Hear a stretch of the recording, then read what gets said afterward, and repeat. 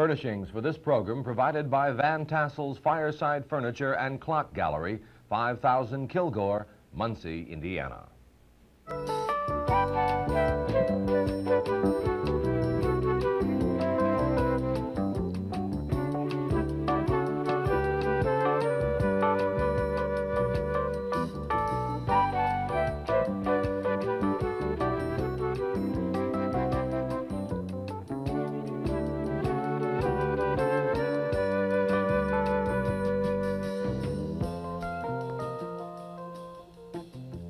With the cost of a university education rising each year, it's important for prospective students to know how to receive loans, scholarships, and grants. Dr. Clarence Casazza, Ball State University Director of Student Financial Assistance, will discuss the options available to those students entering college. Michael Lantz, Collections Office Supervisor, our second guest, will discuss the importance of repaying the loan and what steps are taken if the loan is not repaid. First, Dr. Casazza, if I were a student enrolling at Ball State University, what kinds of financial aid would be available? We generally talk about financial aid being in four general types: academic scholarships, grants based on need, loans, and part-time student employment. Mm-hmm. Well, for example, we hear things like federal loans, Pell Grant, loans secured from home bank. Could you give us some of these in detail, what they mean? Sure. Under the, you mentioned the Pell Grant program. The Pell Grant is a major federal grant program providing money that students do not need to repay. In the loan category, there's two basic kinds of loans. One is the guaranteed loan that the student would secure at his own hometown lender, and the other is the National Direct Student Loan, which is a smaller program where we make the loans to the student out of funds available, federal and university funds. Then there is a third loan program, which is a loan made available to parents. It's called a parent loan program. Which of these loans are guaranteed by the government? The loan from their lender in the hometown, the guaranteed student loan, is guaranteed by the federal government. And So that's from the home bank? From the home bank or savings and loan or credit union. Where the student would negotiate on their own with the bank. That's right. That's right. And the parent loan also is supported by the federal government. How about the ones granted by Ball State? Those are direct funds available from the federal budget as well as from the university. They're not really guaranteed in the same sense because they are a direct loan of federal funds. Mm-hmm. How do you qualify for a Pell Grant? You say these do not have to be repaid. Right. The Pell Grant is aimed to the neediest students. Student files an application at any time during the year, actually, and can secure eligibility for a Pell Grant, submit that eligibility to whatever institution he plans to attend, and then we would claim the money from the government to cover the student's grant. What is the eligibility requirement on a Pell Grant? Well, it's based on a need calculation. It's a complicated process of looking at the family's assets, income, liabilities, to determine just how needy they are, and then the Pell Grant, as I said, is aimed to help the neediest students first. How about scholarships? Don't we have many of those available? We have a very good academic scholarship program at Ball State. It's always been a good program. We offer a lot of scholarships to incoming freshmen every year, and they are renewable for 4 years. We don't have as many upper class scholarships as we'd like to have, but at least our freshman scholarships are renewable as a student proceeds through his or her career. You know, I think a lot of people might have the image of a scholarship being given by some wealthy individual who leaves certain stipulations in a will, and certain criteria must be met to get this scholarship. That's just one form, is it not? Well, we don't have at Ball State a very restrictive scholarship program. Most of our scholarships are available to all students. We do have some through the University Foundation, though, that are limited to particular major fields of study, other kinds of activities, but nothing very restrictive that is a very narrow kind of qualification. Do we have any scholarships available where all of the funding is given to the student, tuition, room and board, etc.? We really don't have any full scholarship in what you're saying. The closest would be the athletic grant, which we don't consider a scholarship in a true sense because there the student is participating in order to in effect earn the money. And that does cover room, board, and tuition and books, but it does not include the incidental expenses that a student has. We've discussed who makes the loans. Now, When does the student start repaying the loan? The students will begin repaying any of their loans after they cease being at least a half-time student normally. The loan programs vary in the length of time they wait before they start paying, but generally when they're through being a student, they begin making repayment.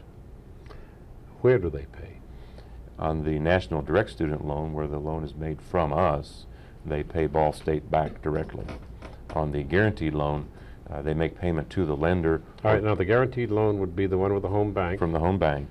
Okay. They would either pay the lender back directly, or the lender may have someone else service the account as it becomes due, a collection agent or a servicing agent. Do students ever deal directly with the government, or is there always some like the university or a bank in between? They would deal with the government directly if the loan went to a sufficient degree of being in default and was then returned to the government. Then the government would make an attempt to collect. We'll talk to Mr. Lantz about that in just a moment, okay? Where do they pay? What do you mean? Where do they pay? Where do they send the money? I mean, oh, okay. At Ball State, they send the money to our collections program. If they're paying the lender, they would pay directly to the bank or the savings and loan, wherever they had the loan. Okay. Now, has every student who needs financial aid for the 85-86 academic year at Ball State been taken care of? No, we are still in the process of doing work for students.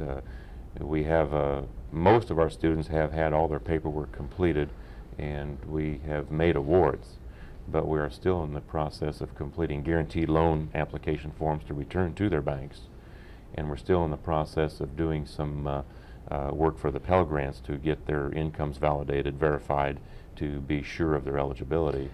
And then, of course, when students will come on campus in the fall, they'll begin looking for part-time jobs if they haven't already done so. So we'll get to that combination in just a moment. How much federal money is available this year for? And let me ask you before you answer that question, does most of our funding come from the federal government as far as student loans is concerned? Not most of it, but the federal programs are our single biggest source. If you add the loans, grants, and work-study programs together, it's a substantial source of funds, either directly from the government or guaranteed by the government. How much money is available this year as compared to last? The amount of funds available this year is about equal to what it has been in the past from the federal programs. Fairly level funding has existed in the federal programs. The state programs have increased this year, though, so that's been a help. The problem with the federal programs being level funded is that every year cost of education, tuition, room and board, and books, the prices go up, but the amount of funding from the government has remained level, so the gap keeps getting a little bigger each year. What is the funding down the road? Say, how much money are we going to have next year and maybe 2 or 3 years from now? Yeah, that's difficult to answer right now because the federal programs of student assistance are all right now up for renewal. Congress is this year debating the merits of the programs, and they will then reauthorize the programs with possibly new requirements, new funding levels for the future this year. If there were, and this is hypothetical of course, but a very real possibility, if there were to be a significant cut in funds next year, how would this affect Ball State students? It would affect our students pretty seriously because so many of our students do borrow under the guaranteed loan program or do receive the Pell Grants, which are federally funded, and if those programs are curtailed, the student would, many students would have to leave school or enroll as part-time students and work so that the expenses could be covered.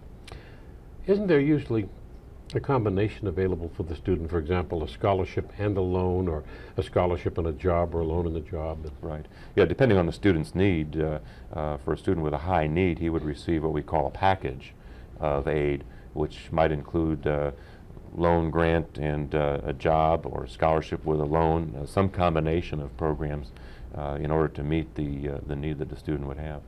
Now, this is a question that I think both you and Mr. Lantz probably could relate to, but what is Ball State's rate of repayment on student loans? Well, Mike can be more specific on that, but we have a real good record of repayment at Ball State compared to other schools, or just compared in general to the, I think, to the thought that we're making student loans and then collecting a few years down the road. Our collections have been very good. One final question before getting into some detail on how delinquent loans are collected.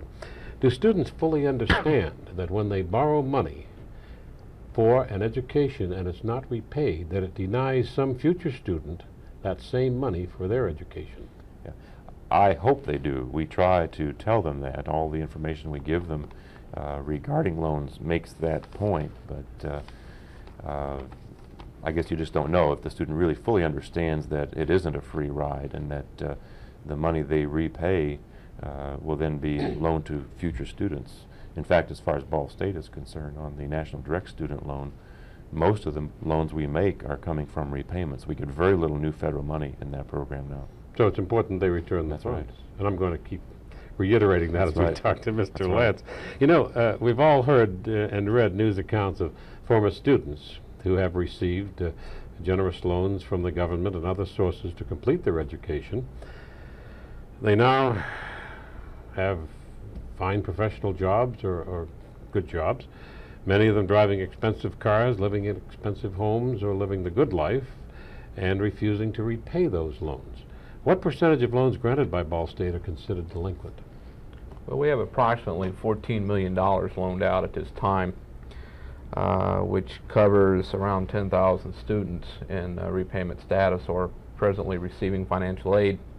Of that amount, we have around $550,000 in delinquency, representing around 1,270 borrowers.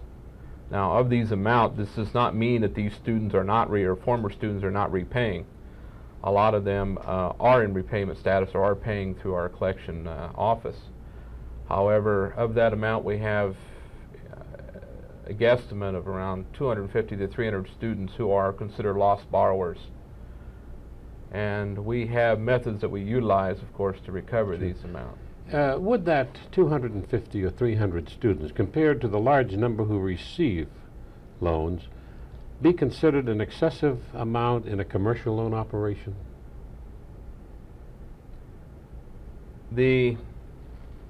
I'm not sure I fully understand that question. Well, commercial loan operations consider a certain number of people are going to be delinquent and they're going to be difficult or impossible to collect from. They would consider that, we would consider that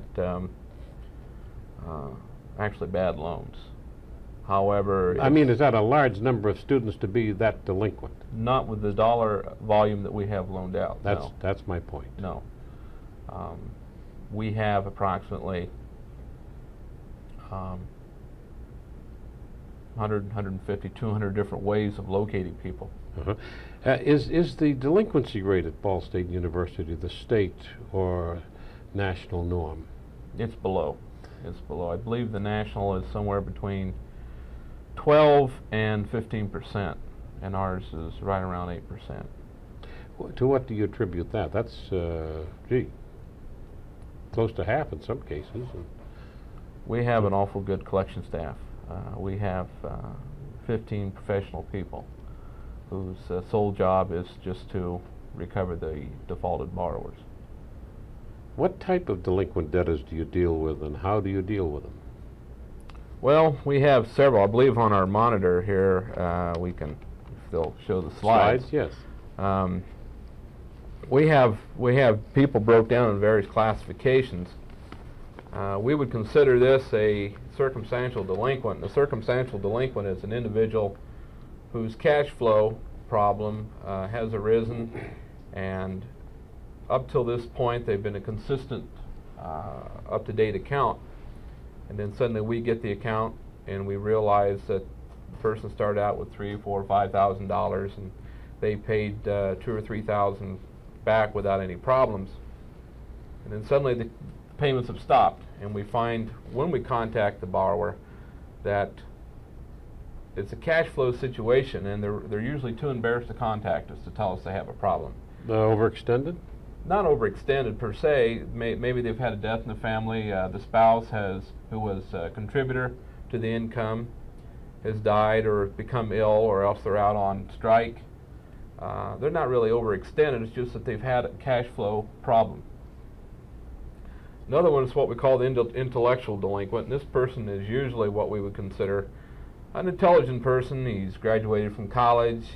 He makes between him and his wife make $30,000–$35,000 a year, but they spend $30,000–$35,000 a year. They try to live like their parents are living now, but it's taken their parents 20 or 30 years to get to this situation.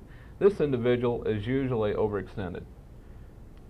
That's the indication of the television and the home and the Right. car and the It's all clothes. new. Okay. Then we have the complaint delinquent. This is a person who usually has a complaint about a situation that's happened at the university. And they feel that the best way to deal with it is not to repay the student loan. Perhaps they flunked out of a class or flunked out of school, and they're not willing to accept the blame for that. They want to blame the professors, or maybe they had a situation where they don't want to repay it because they feel that this will bring about a result to that complaint. I imagine some of them are pretty slim too, aren't they, some of the complaints? Yes, yes, we hear all of it. This is what we call the spendaholic delinquent, and this is exactly what you see there. They spend more than they make. They overextend themselves. They usually have their paycheck spent by the end of the day. And the best way to collect these accounts are usually to proceed with legal action or litigation proceedings against the paycheck. Then we have illness. Either the borrower or the borrower's spouse is ill, off work, with some kind of an injury, and they usually find that even if they are receiving workman's compensation, this is still an excuse for not paying. And then our last one is just what you see, the deceased borrower. And a lot of times we're usually the last to know.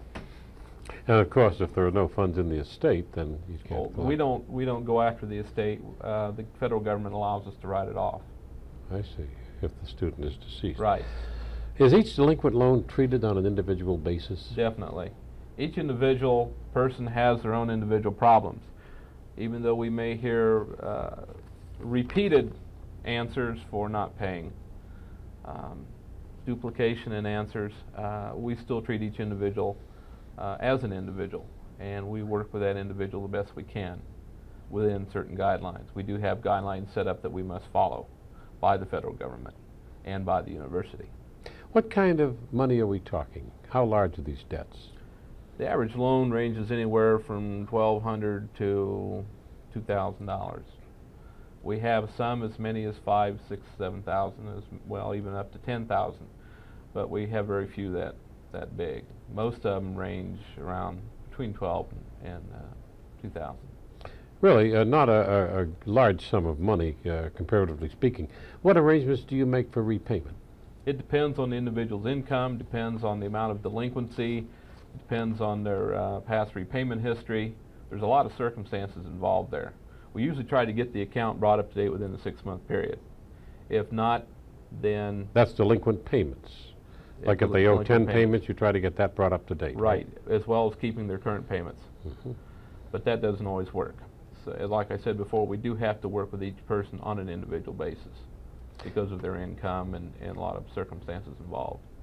And attitude, I would think, plays a great deal in how people are treated and how things can be worked out, their attitude. To some degree, regardless of what is said over the phone, the university tries to, well, usually does keep a professional attitude about it. The borrower, usually when they come after us as far as a verbal attack, they're not mad at us as an individual. They're mad at the circumstance, and we represent the circumstance. And they realize that they've gotten themselves in this circumstance. So sometimes they vent their frustrations on us. But in most cases, most individuals conduct themselves very professionally. How tough do you get with delinquent borrowers? We'll sue. We have filed well over 1,000 suits over the last, since 1975. And we have attachments on just about anything you can name as far as tangible assets, homes, automobiles, businesses. So you really do go after the money as Yes. a private collection agency would? Yes, we do. We operate similar to a private collection agency, although we still do represent the university. Have you ever gone to the extreme of having someone put in jail? Does that ever? We can't do that. If an individual is in contempt of court where a judge has ordered that individual to pay and has not paid, then they do place them in jail, and we have had and do presently have. The Internal Revenue Service has agreed with a request from Secretary of Education William J. Bennett to withhold tax refunds from student loan recipients who have failed to repay their loans. Are you in agreement with this policy? Definitely. It will not affect the university right now because that is once the account has been placed with the federal government for collection. However, in the state of Indiana, we are presently trying to get a bill passed where we can attach state refund checks. We're going to get into the fun area now. What are some of the excuses that you get in your office for not repaying a loan? We've had people say that they're not going to repay loans because the university has failed to get them a job. We have people blame personal problems on the university. We had one individual tell me that recently his child was deceased, and he had to use the money for burial expenses. So we gave our condolences and called back a week later, or a month later. And when we called back, he indicated that his child had just died, and he had to have used the money for burial expenses. So I asked him how many children did he have originally. He said one, and I said, well, this is the second one that's died in 60 days. So we come up with a lot of different stories. I thought you were going to tell me the child answered the phone. But Well, come to find out, he wasn't even married. Oh. So he didn't have any children. But you investigate these very thoroughly. Yes, sir. We investigate everything. We Okay. have one individual on our staff whose full-time job is just investigations. All right, we hear, and Dr. Casazza mentioned, loans being turned back to the government. What does that mean exactly for collection? It means that the university has exhausted all efforts as far as collections are concerned. The federal government can pursue with various due diligence that we cannot. For example, we as a state institution cannot sue a federal employee. We cannot attach federal employees' wages, which causes problems for us because we do have a lot of people in the military. We have a lot of people who are employed by the federal government, Social Security office, senators, congressmen, have people on their staff who are not paying. But you know, if I were a senator or a congressman and I were notified by Ball State University that I employed an individual who had received their education through a loan from the government, I would be very unhappy with that individual. I would insist that they repay the loan if they stayed in my employment. We think Wouldn't that you? too at times. Do you contact their employer in that case? Would you write to the senator or the congressman and say, John Jones, etc.? It depends on who the person's employed with. In some states, you're not allowed to do that.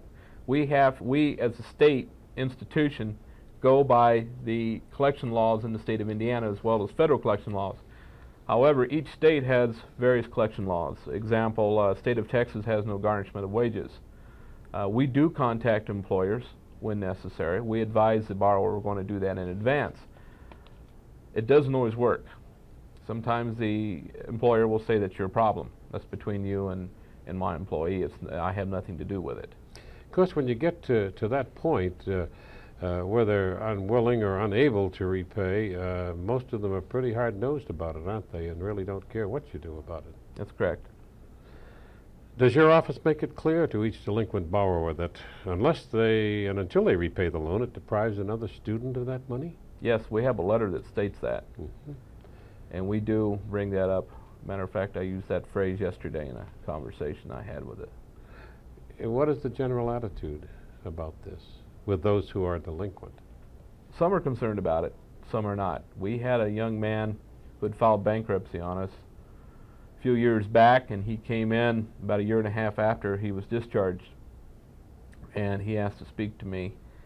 And he told me at that time that he wanted to know how much he owed, and I told him because of the fact he had filed bankruptcy, we were not allowed to pursue it, and he did not owe us anything. And he wanted to know how much he filed bankruptcy for against the university, and I told him.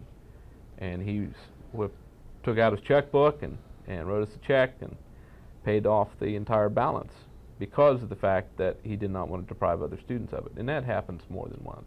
That's wonderful. That's the kind of thing that makes your job worthwhile, isn't Yes. it? Yes, it does. And yours too, Dr. Yeah. Casazza.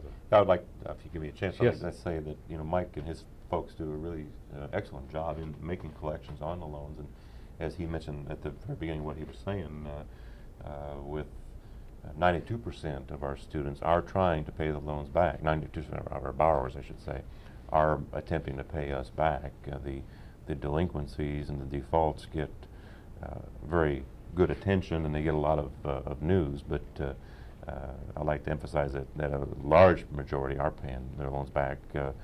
Maybe a little late at times, but they are making the attempt to pay the loans back. And that's the good news. That's the thing that we should be emphasizing, that the vast majority do repay their loans and are grateful for them. How far in advance should a student start planning their financial aid? At what level in high school? Or should it be planned at the high school level? Well, we recommend to students and parents to, especially to parents, to begin looking ahead to making college plans and college financing arrangements as early as possible. We all don't do that. We all tend to procrastinate. But you say as early as possible. You mean by what, sophomore year? well, when the child's born, I suppose the parents should start setting money aside. I think a lot of people do that, yeah, but of course they don't. But in terms of being real specific, the students coming into their senior year right now should begin getting materials together, begin looking at college applications and financial aid applications right now, between now and the 1st of January. Those high school students thinking of entering Ball State University could get any information they might need from your office. Either from our office or from the admissions office, and we are just now sending out the admissions and financial aid applications to the high schools. Students are very shortly going to be able to pick those up in the guidance offices in the high schools. Good. Gentlemen, thank you very much for being with us. We did want to show both sides of the loan situation today. Our guests have been Dr. Clarence Casazza, Ball State University Director of Student Financial Assistance, discussing the options available to those students entering Ball State, and Michael Lantz, Collections Office Supervisor. Thank you for joining us.